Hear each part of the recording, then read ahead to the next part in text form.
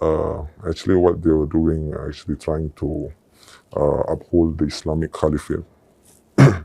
So from there, I actually start to get interest and watching a lot of videos about it. Hello and welcome to PW only IAS।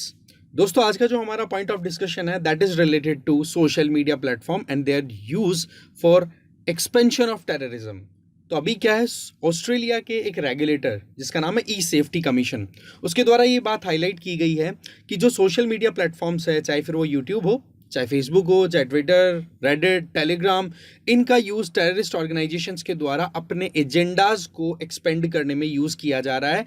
और ये जो applications हैं या फिर ये जो social media platforms हैं, इनके द्वारा अप्रोप्रिएट एक्शन नहीं लिया गया। ऐसे में उनको नोटिस डिक्लेयर किया गया है और सवाल ये है कि अब वो जवाब में क्या देते हैं अपनी तरफ से सफाई। अब देखो, इस मुद्दे को अगर हम देखें तो ये मोर और लेस कंटेंट मॉडरेशन से रिलेटेड मुद्दा आ गया, जिसमें जो भी सोशल मीडिया प्लेटफॉर्म पे जो भी कंटेंट कोई भी इंडिविजुअल अगर शेयर करता है तो उसको लेकर के क्या समाज में रिएक्शन होता है, किस तरीके से वो लॉ एंड ऑर्डर के लिए अपने आप में एक कॉन्सिक्वेंशियल सिचुएशन क्रिएट कर सकते हैं। तो इन चीज़ों को हम यहाँ पर एक्सप्लोर करेंगे और इस पूरे मुद्दे को भी साथ ही साथ हम डिटेल में समझने वाले हैं। तो ऐसे में आगे बढ़ने से पहले हमारे लिए देखो, सबसे इंपॉर्टेंट है आज का क्वेश्चन कुछ ऐसा है, among the following person whose birth anniversary is celebrated as सद्भावना दिवस, और वी कैन से मतलब एक तरीके से बर्थ एनिवर्सरी तो सद्भावना दिवस और डेथ एनिवर्सरी जो है एंटी टेररिज्म डे के तौर पे ऑब्जर्व की जाती है। तो आप बताइए, इन चारों पॉलिटिशियंस में से किसकी बर्थ और डेथ एनिवर्सरी को आप इन दिनों के तौर पे ऑब्जर्व करते हो? बहुत इंपॉर्टेंट क्वेश्चन ही आया हुआ है, तो आप बताएं आप मुझे कमेंट बॉक्स में। ओके, तो देखो, मुद्दा कुछ ऐसा है कि ऑस्ट्रेलिया का जो ई सेफ्टी कमीशन है उसमें जो लीडिंग कमिश्नर है, ओके, उनके द्वारा ये कहा गया कि देखो जी, सोशल मीडिया प्लेटफॉर्म्स जो हैं वो बहुत ज़्यादा रिलायबल साबित होते चले जा रहे हैं टेररिज्म के एक्सपेंशन से रिलेटेड। जो भी काम टेररिस्ट ऑर्गेनाइजेशंस के द्वारा किया जा रहा है, वैसे देखा जाए तो हम तो खुद भुक्तभोगी हैं। आपको पता है ना कि ISIS के किस तरीके से नेटवर्क्स हैं वो ऑपरेट कर रहे हैं इंडिया में, किस तरीके से हमारे यहाँ पर यूथ को रेडिकलाइज किया जाता है और उनको भी फिर टेररिस्ट ऑर्गेनाइजेशन के साथ एसोसिएट किया जाता है। इसमें सबसे बड़ी बात तो क्या आती है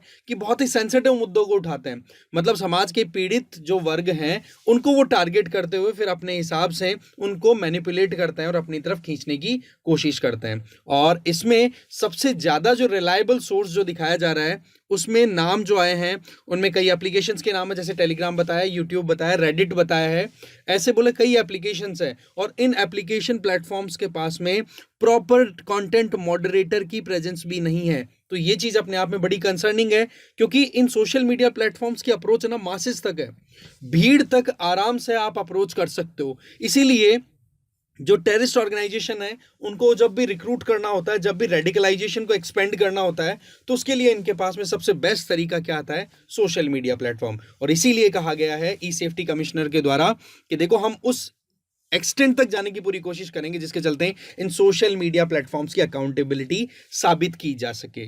यहाँ पर ये जो रिपोर्ट आई है, ये जो बात कही गई है, इसमें एक बड़ी इंटरेस्टिंग चीज़ क्या निकल के आई कि जो सोशल मीडिया प्लेटफॉर्म्स की अपनी एल्गोरिदम्स होती है ना, जिनके चलते कोई भी कंटेंट सर्च में आ जाता है, जिसमें यहाँ पर एक वो पॉइंट बोला गया है, जैसे कि यूट्यूब है, तो यूट्यूब के पास में अपनी खुद की सर्च एल्गोरिदम काम करती हैं। और उन एल्गोरिदम्स में एक बड़ी इंटरेस्टिंग चीज़ क्या है कि अगर आप लाइव स्ट्रीमिंग करते हो तो आपका जो कंटेंट है वो जनरली हर किसी के सामने आ जाता है। लाइव स्ट्रीम करते हैं तो सर्च में बड़ी जल्दी आता है, और इसी चीज़ को यूटिलाइज किया जाता है टेररिस्ट ऑर्गेनाइजेशंस के द्वारा।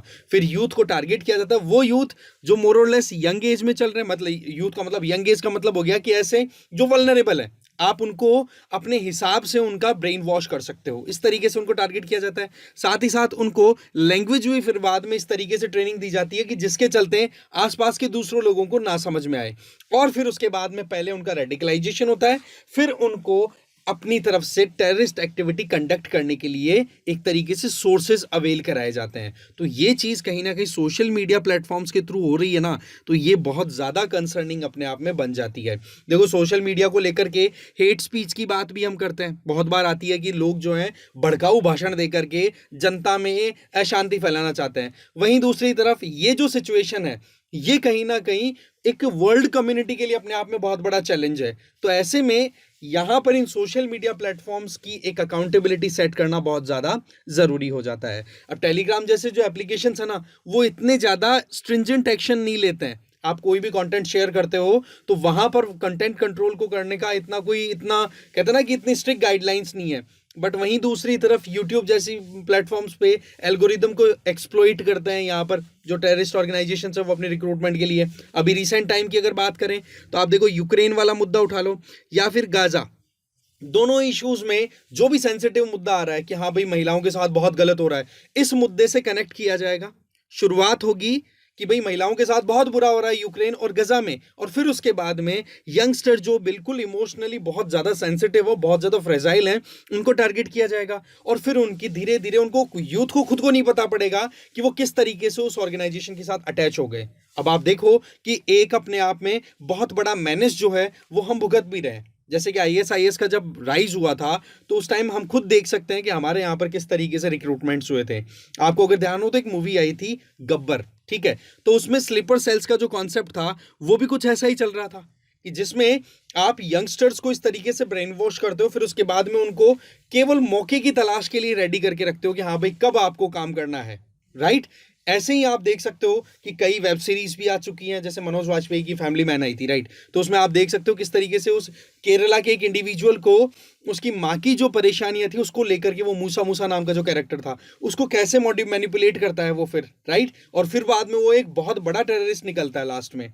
अब ये चीजें कहीं ना कहीं अपने आप में बहुत ज्यादा कॉम्प्लेक्स हो जाती है। कारण क्या है कि समाज में जो परिस्थितियां चल रही हैं, जो आप कह सकते हो जो प्रॉब्लम्स चल रही हैं, उनके जो पीड़ित लोग हैं उनको टारगेट किया जाता है, उनको पहले फुसलाया जाता है, सहलाया जाता है, और फिर उनको साइड में ले जाकर के या फिर कहो कि उनकी ट्रेनिंग ऐसी कर दी जाती है जिसके चलते उनको खुद को नहीं पता पड़ता कि कब वो टेररिस्ट बन गए। तो ये सिनेरियो कहीं ना कहीं रोकना बहुत ज़्यादा ज़रूरी है। इसलिए अभी ऑस्ट्रेलियन ऐसे ई सेफ्टी कमीशन के द्वारा नोटिस भी इशू किए गए इन कंपनीज को। ऐसा कोई पहली बार नहीं है कि इस तरीके के नोटिस नहीं दिए उन्होंने। 2023 में एलोन मस्क की जो एक कंपनी है ना, पहले ट्विटर नाम से जानी जाती थी, अभी एक्स नाम हो गया इसका, तो यहाँ पर चाइल्ड अब्यूज के केसेस बहुत सारे थे, तो इनको फिर बाद में फाइन इंपोज कर दिया था कि बोला आप चाइल्ड अब्यूज को रेगुलेट क्यों नहीं करते हो भाई, आपका कंटेंट है, आपका प्लेटफॉर्म है, आपके प्लेटफॉर्म पर कोई भी कुछ भी करे आप उसको कंट्रोल नहीं करोगे। तो ऐसे में टेररिज्म को अगर प्रमोशन मिलता है इन सोशल मीडिया प्लेटफॉर्म्स के थ्रू तो इनको यहाँ पर एक्शन लेने की ज़रूरत है कि नहीं। बट वही चीज़ है, ये थोड़ा सा ट्रिकी रहेगा, कॉम्प्लेक्स रहेगा, क्योंकि मामला सेंसिटिव इशू से लेकर के और फिर बाद में रेडिकलाइजेशन की तरफ ले जाया जाता है। अभी रिसेंट टाइम में एक मल्टीमीडिया या सोशल मीडिया प्लेटफॉर्म के तौर पे जो रेडिट नाम से एक कंपनी लॉन्च हुई है या फिर जो काम कर रही है वो भी उभर रही है ज़बरदस्त।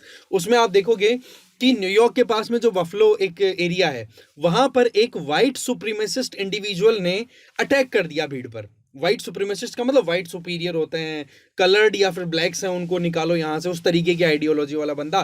तो जब उसको कैप्चर किया गया और उससे इन्वेस्टिगेट किया गया तो उसने पता क्या बोला कि बोला मेरा रेडिट के थ्रू रेडिकलाइजेशन हुआ है, मुझे इस तरीके से ब्रेन वॉश किया गया सोशल मीडिया के थ्रू ट्रैक करके, जिसके चलते आज मैं क्रिमिनल बन चुका हूँ। तो ये सिनेरियो कहीं ना कहीं यंगस्टर्स को समझाना जरूरी है।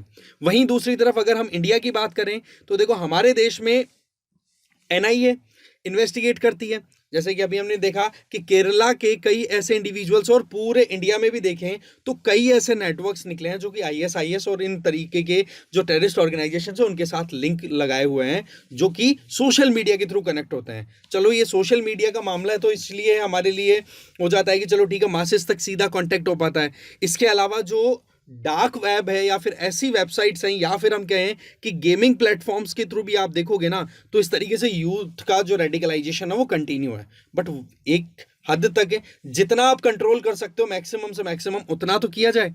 तो ऐसे में सोशल मीडिया प्लेटफॉर्म्स को ये काम करना ज़रूरी है। वैसे रिस्पॉन्स में ये चीज़ देखो आई है सोशल मीडियाज़ की तरफ से कि भाई सीधी बात है, हमारे प्लेटफॉर्म पर अगर कोई भी मतलब एक तरीके से इलीगल या फिर कोई भी टेररिस्ट एक्टिविटी अगर कंडक्ट होती हुई दिखाई देगी तो हम उसको कंटेन करेंगे, स्टक डाउन करेंगे, और करना उनकी रिस्पॉन्सिबिलिटी है।